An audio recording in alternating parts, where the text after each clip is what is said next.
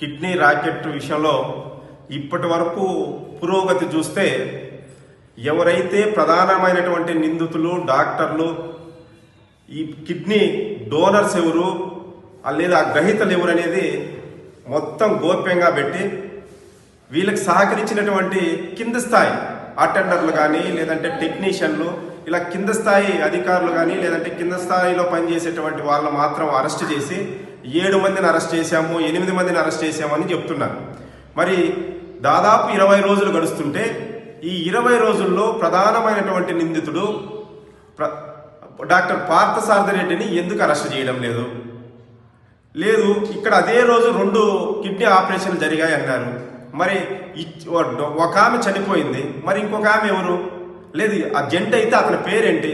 ఇచ్చిన వాళ్ళు ఎవరు? దాన్ని తీసుకున్నటువంటి వాళ్ళు ఎవరు? తీసుకున్నటువంటి కిడ్నీని ఎవరికి అమర్చారు కూడా ఇంతవరకు బయట పెట్టినటువంటి పరిస్థితి లేదు. ఇదంతా పక్కన పెట్టి ఈరోజు ప్రభుత్వమేమో దీనిపైన మాకు ఈ ప్రాంతంలో ప్రభుత్వం దీనిపైన ఎక్కడ కానీ అంత సీరియస్గా తీసుకునేటువంటి పరిస్థితి లేదు అని అనిపిస్తుంది.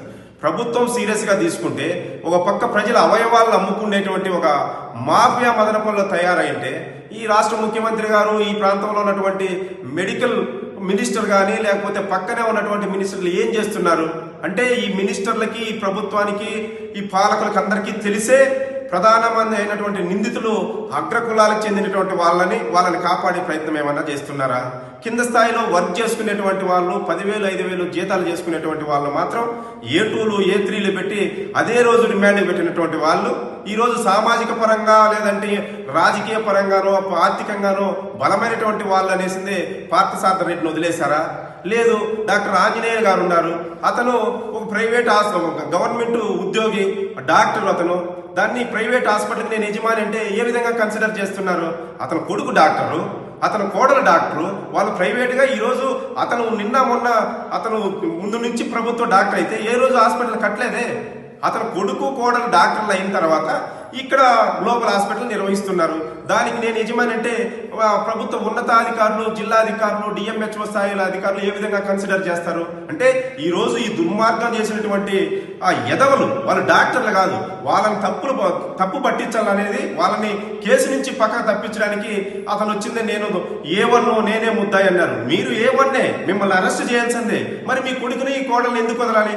ఇలాంటి వాళ్ళు డాక్టర్ ముసుగులో ఇవాళ మనుషుల అవయవాల్ని వ్యాపారంగా చేసుకుంటుంటే ప్రభుత్వం వీళ్ళని కాపాడే ప్రయత్నం చేస్తుందని ఒక పక్క బహిరంగంగా ప్రజలు చర్చిస్తున్నారు. కూటమి ప్రభుత్వమే వీళ్ళకి అండగా ఉంది, కొంత అమౌంట్ కూడా లాబింగ్ జరుగుతుంది అనేటువంటి చర్చ నడుస్తుంది. మేము ఈ రాష్ట్ర ప్రభుత్వాన్ని విన్నవించుకునేది ఏమంటే ఇలాంటి దుర్మార్గాన్ని ఇలాంటి దుర్మార్గుల్ని ఇలాంటి డాక్టర్ల ముసుగులో ఉన్నటువంటి ప్రజల అవయవాలు అమ్ముకునేటువంటి స్మగ్లర్ని ఉపేక్షించడం కరెక్ట్ కాదు. ఇది సమాజానికి కూడా చేటని ఇప్పటికైనా రాష్ట్ర ప్రభుత్వం రాష్ట్ర ముఖ్యమంత్రి గారు స్పందించి మదనపల్లి కిడ్నీ వ్యవహారంలో ఇన్వాల్వ్ అయినటువంటి ఏ స్థాయిలో ఉన్నటువంటి ప్రభుత్వ ఉద్యోగైనా డాక్టర్లైనా వెంటనే అరెస్ట్ చేయాలని డిమాండ్ చేస్తున్నాం.